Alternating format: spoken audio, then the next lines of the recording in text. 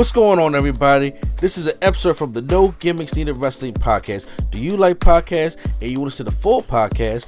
Make sure you check out the No Gimmicks Needed Wrestling podcast on all your podcast platforms, such as Apple Podcasts, Google Podcasts, Stitcher, Spotify, iHeartRadio, among many others. But you're listening to the episode right here on YouTube, so make sure you hit that like button and below, and make sure you hit the subscribe button to NC Studios and NC Level Up for all your gaming needs. This is the Nerd Coalition. Enjoy the show. But speaking of people who want to go out, your boy MJF. Whoop. Come on, Swagway. Yeah. Serious about that 2024 deal. All right. Stop it, bro. MJF has shown that he is about the money. And everybody that first signed with AEW still got that initial ass contract. But when you see people like CM Punk and Bryan Danielson make their way into AEW and a lot of these other WWE talents, and AEW is making a lot more money than they did when it first came in, and you know that they're going to have to renew their TV contract, because now a lot of people may have been scared because the whole Warner Media and the whole Warner, the Discovery was coming. They said they are going to get rid of a lot of scripted shows. Mm-hmm. Well, I think AEW is on the safe side because they don't look at AEW as a scripted show. It's not, no. You know what I'm saying? I mean, technically it is, but it's not. Yeah, but they put more of that in their sports department. Something. So it's I seen people online that was really worried about that. But the boss that came in with Tony Khan, I forgot his name. Do you ever know his name, Brian? That was like the president CEO of Warner Media or Turner Sports. I forgot what it was. Who was really, I don't know. Who was really supportive of wrestling and supportive of AEW. Well, he got laid off. And you don't necessarily know what kind of deal is going to be on the table for AEW going when their contract expires, especially going on with this merger, because they just really cut all the CW shows. Oh, well, CW is about to be gone. The network itself is about to be gone. Good. Glad. Clap. No, somebody's buying it. It's the same. It's the UP. It's no jokes. It's UPN all over again, where they bought UPN, took all the black shows, threw them out, rebranded, made it like a teen drama type of network, and then made a whole new, roster of shows. And this is what's happening with the CW. They're planning on selling the network, which is why they chopped all the shows, and they're probably going to rebrand again. Side note, I just literally... I'm listening. Fine. I guess the Wi-Fi really does suck. We have temporarily just lost Prime for a minute, so we're just going to wait till we get the feedback of... Because I know he's probably still talking to us. So, y'all ain't hear me? Yes. In my back. Do y'all not hear me? Okay. No, we did not hear you. Could you repeat that? No, I said I just now found out, yesterday, that Cuts was a spinoff of 101. I'm highly disappointed. Oh, you didn't know that? Oh, yeah. No, because I never watched Cuts. Why would I watch Cuts? Cuts had a backdoor pilot on 101. That's what I was saying, because I was watching that episode. I was like, this episode was focusing too much on Marquis Houston and this other lady. And I'm like, I just found out yesterday that they had a spinoff. I'm like, out of all the things to make the spinoff, you make the barbershop a spinoff? All right. I would have made a spinoff of Dwayne, but that's here nor there. Anyways. I feel you. Yeah. But, so... We saw what the merger going to be, but MJF knows that no matter... WWE's going to make their money. And then when it's time for them to renew their TV contract, they're going to make some bank. And we don't know which one is going to make a lot of bank here. MJF is a future champion, and I do believe that the plan is for him to beat CM Punk for that championship after he beats Hangman Page at Double or Nothing. I don't know if it's going to be this year or beginning of next year, but I do believe that is part of the plan. But right now, I do believe that after MJF, because MJF in real life is cool with Cody.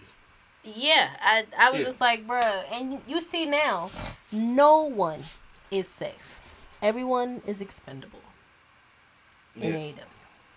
Well, the thing about that was it wasn't about Cody really getting fired. It's that Tony Khan he didn't feel like he wanted to pay him the amount of money he was asking for. But that's what I'm saying. So everyone, so that means that everyone is expendable. There's nobody there that y'all are going to be like, we absolutely positively have to keep you, no matter how much money you ask for. Maybe, but it wasn't Cody. I think I think all of Cody's budget was going to the pyro, so they had that much with. That's a possibility. I would say, like, when it comes to like Kenny Omega, you're gonna want to keep Kenny Omega. Well, yeah. And people like MJF, because see, Cody is a WWE guy who went to AEW. MJF is an AEW guy who trying to go to WWE. So he knows that they're gonna be WWE, whether they book him right or not, would love to have an MJF over on their roster. For sure. Does his character necessarily work with the WWE audience? It does not. Like, I mean, but it's kind of like Deadpool. Can Deadpool be PG-13? You know, and they actually tried to put that in the movie at one point, and it didn't work out that well. Because think about even the little stupid stuff, like the whole Mother's Day thing, where he had the sign was just like, I effing hate him. He forgot to tell me Happy Mother's Day. They're not letting you do that shit in WWE. Exactly. It's not happening. No, not. Did you hear the quote that MJF said? What did he say? He said that since I built my brand in AEW, that WWE's not going to change anything about it if I go over there. That's when he said that. I was like, oh, he must be just joking, man, just to get more money or something. Because there is no way you gonna tell me that you about to have your same exact character and they ain't gonna change nothing. You're right, but however, he did do an interview with, was it David Owani, where the one that Tony Khan did not approve of, where he was talking about the stuff like that, and he was pissed about that. Where even Cody said in the interview that he knows AEW guys have contacted him and just asked him for advice. Mm-hmm. I put my quotation for advice, and WWE, knowing business wise, they have to do that with Cody, because how else do you check other people to come over without doing that with Cody? And it's like, okay, if y'all do it for Cody, that's I'm just telling you right now, they faking them people out. That's all I'm saying. Oh, I know they gonna. I mean, like there's no somebody like a Brian Cage coming over there and he's still beating the machine. Well, he's not. Well, I mean, he's running for the 24/7 title. He's big enough for Vince. Vince will probably push him, but I'm talking about like, say if like, what's the big name of AEW that's not like say if Hangman, right, was to come over there. Yeah. They're not gonna do all this with Hangman. That's a good example. Not even close. Mm-hmm. Like Hangman is mid card at most if he goes over there. Yeah, that's how I feel about MJF. I don't know if they're gonna put him in the main event scene, but having Cody do all the stuff that he has done and the way he's went over there and stuff like that, I feel as though that MJF may feel like he may have a shot. But I really think MJF is more so about the money opposed to the championship. I think it's more so like, of course, him being part of the they keep calling the 4 pillars over at AEW, and him being like the biggest pillar over there. I do believe that he would care more about the money, especially with all the, like I said, the WWE talent that's been that AEW has signed. We know CM Punk is making bank over there. Uh-huh. We know Bryan Danielson's making bank. They had to pull out some big guns to get him to come back. Yeah, to come back to us. So I know he's getting paid. So weirdly that you say that, I don't think Bryan Danielson is getting paid crazy amounts. I know he's getting paid a good amount, and I don't think it's like crazy. I think he really is doing this for the love of wrestling. The game.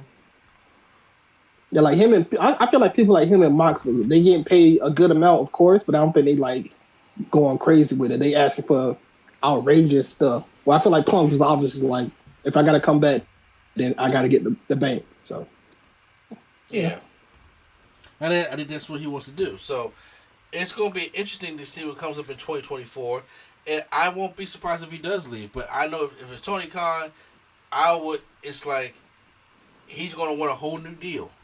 How much value do you see in MJF? Now, MJF... Oh, you gotta get him that deal. Come on. I don't care what it is. You gotta get it to him.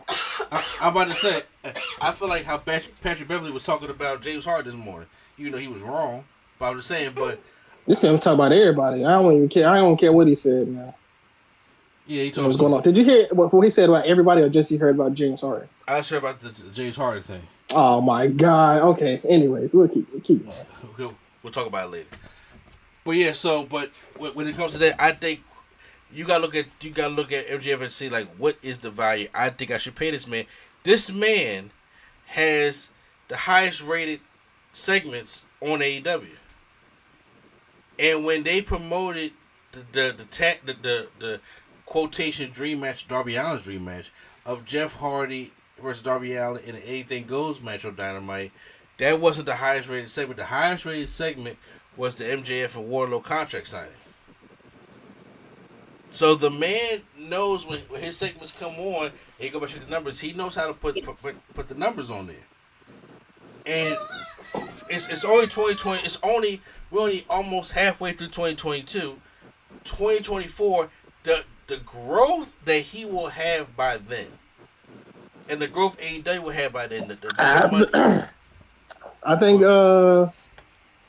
think by like maybe January or February, he'll probably renew his contract. They'll probably give him a new one.